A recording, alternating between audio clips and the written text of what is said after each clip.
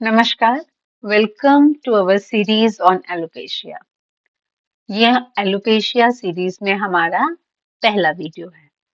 जैसा कि हम जानते हैं कि बाल हमारी पर्सनैलिटी का एक बहुत ही महत्वपूर्ण अंग है। बाल का झड़ना या कम होना या गिरना या गंजापन सेल्फ एस्टीम या कॉन्फिडेंस पे बहुत ही नकारात्मक प्रभाव डालता है। इससे आत्मविश्वास कम होता है, सेल्फ एक्सप्रेशन की पावर कम होने लगती है। तो हेयर लॉस या एलोपेशिया आम ओपीडी में देखने वाली समस्या है। 50 से 100 बाल हेयर ग्रोथ साइकिल में नॉर्मली रोज गिरते हैं। वो एक हेयर ग्रोथ साइकिल का नॉर्मल पैटर्न है, नॉर्मल चक्र है। अगर बाल इससे अधिक गिरने लगे तो आपको सजगता की डॉक्टर से मिलने की आवश्यकता है। अत्यधिक बाल गिरने के बहुत से कारण हो सकते हैं। जेनेटिक कारण, हार्मोनल कारण, तनाव, न्यूट्रिशनल डेफिशिएंसीज, कुछ बीमारियां इसके मुख्य कारण हैं। तो इसको समझने के लिए पहले हमें बाल के स्ट्रक्चर को समझना पड़ेगा। ह्यूमन स्कैल्प में दो तरह के बाल होते हैं। एक बाल है जो छोटे छोटे बाल हैं, वो पूरी बॉडी में होंगे। उनको बोलते हैं वेलस हेयर, जैसे हाथों पे, पेट पे, कमर पे, चेहरे पे। ये छोटा मुलायम बाल होता है। दूसरा बाल है कोर्स या टर्मिनल हेयर, जो स्कैल्प के बाल हैं, सर के बाल हैं, या प्यूबिक हेयर है, या दाढ़ी में पुरुषों के जो बाल हैं, एक्सिलरी हेयर है, ये जो मोटा बाल है। दोनों तरह के बालों में एक जड़ जो होती है ये स्टेशनरी होती है, अपर सेगमेंट, और ये लोअर सेगमेंट जो है ये डायनेमिक या मोबाइल है। और बाल जो है वो चार तरह की साइड फेसेस में, चार, एक हेयर साइकिल के चार फेसेस होते हैं। उसमें अलग अलग स्टेजेस में एक बार बाल एक जगह होते हैं। जैसे पहला जो फेस है उसे बोलते हैं एनर्जन फेस। ये बालों की ग्रोथ का फेस है। ज्यादातर बाल स्कैल्प में इसी फेस में होते हैं और होने चाहिए। उसके बाद फेस आता है कैटोजन फेस। और कैटोजन फेज जब पूरा हो जाता है, कैटोजन फेज एक ट्रांजिशनल फेज है। उसके बाद जो फेज है उसे टीलोजन फेज कहते हैं। टीलोजन मतलब रेस्टिंग फेज, यहाँ बाल रेस्ट कर रहे हैं, और जो बाल टीलोजन फेज में है वो गिरेंगे हम एक्सोजन फेज में। एक्सोजन फेज में जो बाल जाते हैं वो सब गिर जाते हैं, फिर नए बाल उगते हैं और फिर वो भी इसी साइकिल को पूरा करते हैं। और इसको डिटेल में समझते हैं ऐसे।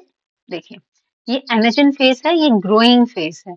और जितना लंबा एनर्जन फेस होगा, बाल की लंबाई उतनी ही ज्यादा होगी।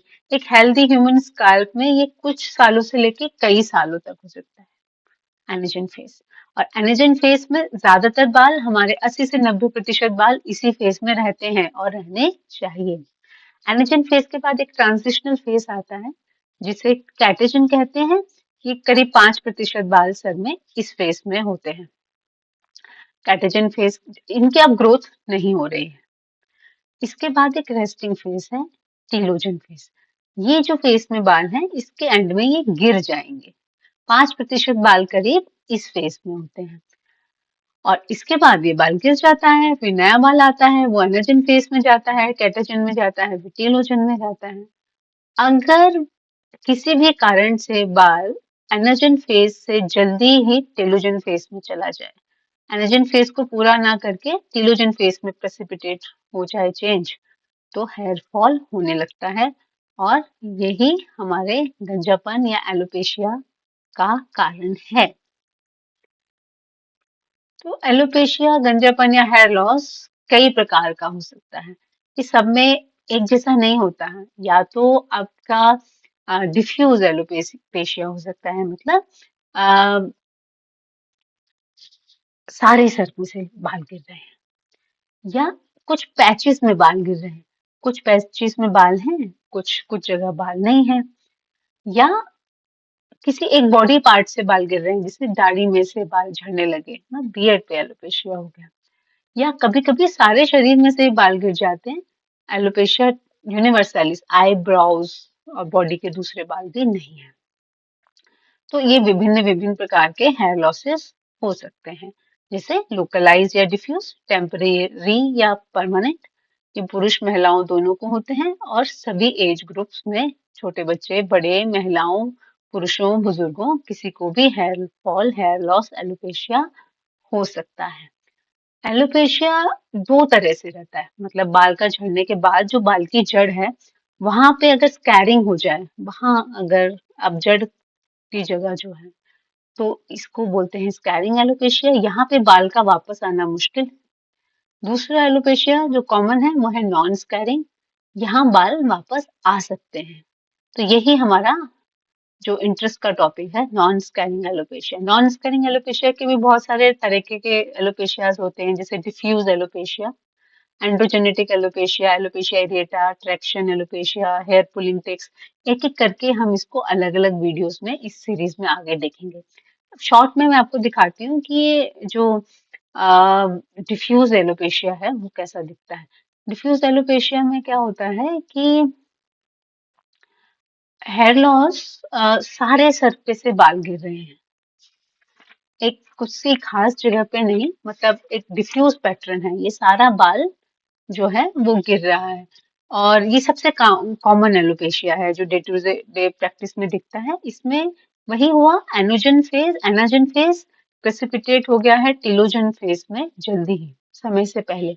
सबसे कॉमन कारण जो इसका है वो है कोई ब्लड लॉस है, लंबी बीमारी है, हिमरेजेस हुए हैं प्रेगनेंसी के बाद, आयरन डेफिशिएंसी एनीमिया में ये बहुत कॉमन है, थायराइड इलनेसेस में ये देखा जाता है, मानसिक तनाव या कुछ दवाइयां जो पेशेंट लंबे समय खाते हैं, कैंसर ड्रग्स जो लेते हैं, उनमें भी ये इस तरह का एलोपेशिया देखा जाता है। इसे बोलते हैं टिलोजन एफ्लुवियम या डिफ्यूज एलोपेशिया।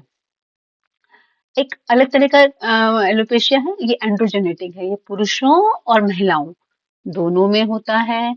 इसमें से जो ये है मेल पैटर्न बालनेस, ये एम शेप का जो बालनेस है, और यहाँ सेंटर से भी बाल का लॉस है, ये पुरुषों में देखा जाएगा। ये इस तरह का एलोपेशिया जो है उसमें हार्मोनल कंपोनेंट भी एक फैक्टर है। हेयरलाइन रिसीड करती है, बाल पीछे की तरफ जाने लगते हैं, और जो ये हेयर फॉलिकल है, ये जो टर्मिनल हेयर जब गिरता है तो इसकी जगह विलस हेयर, जो विलस हेयर हमने भी बताया बारीक वाला बाल आता है, लेकिन इवेंचुअली वो बारीक वाला बाल भी गिर जाता है और गंजापन दिखने लगता है। इसी एंड्रोजेनेटिक एलोपेशिया में ये फीमेल पार्ट पैटर्न बाल्डनेस है। फीमेल पैटर्न बाल्डनेस में ये एम शेप पैटर्न नहीं दिखता है, इसमें हेयर लाइन रिसीड भी नहीं करती है, लेकिन मिड लाइन जो है वहां से आम भाषा में कहें तो मांग का चौड़ा होना, मिड पार्ट वाइड होने लगता है और बाल पतले होने लगते हैं। तो ये एलोपेशिया, दोनों तरह के एलोपेशिया एंड्रोजेनेटिक एलोपेशिया कहलाते हैं। एक ये और तरह का एक एलोपेशिया है जिसमें हेयर लॉस पैचेस में होता है, ये बच्चों में अधिक दिखता है, एलोपेशिया एरिएटा। ये एक ऑटोइम्यून डिसऑर्डर है, नॉन स्कैरिंग है, बाल वापस आ सकते हैं। अगर ये बाल पूरे ही सर पे से गिर जाएं तो इसे एलोपेशिया टोटैलिस कहते हैं।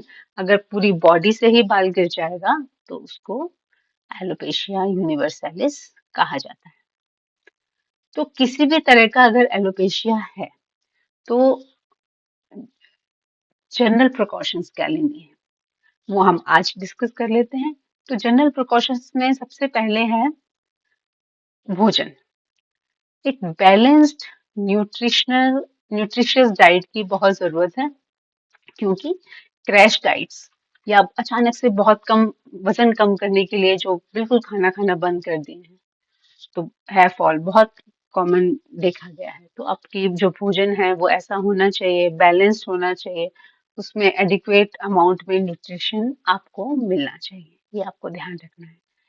और क्या करना है, स्कैल्प को क्लीन रखना है। ऐसा नहीं है कि अगर आप बाल झड़ रहे हैं तो आप बालों को धोना ही बंद कर दें, इससे तो डैंड्रफ और बढ़ जाएगा, इन्फेक्शंस होंगे और हेयर फॉल होगा। शैम्पू से हफ्ते में 2 से 3 बार आप बालों को धोइए। और देखिए शैम्पू जो है ना तो बाल उगाता है, ना बालों को गिराता है। उसका एक ही काम है स्कैल्प को क्लीन रखना, तो शैम्पू से बाल साफ कीजिए।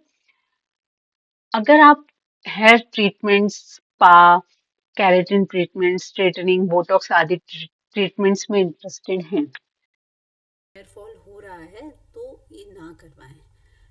अभी इससे बचें, वेट कीजिए जब तक कि आपका हेयर फॉल एटलीस्ट 80% रुक ना जाए।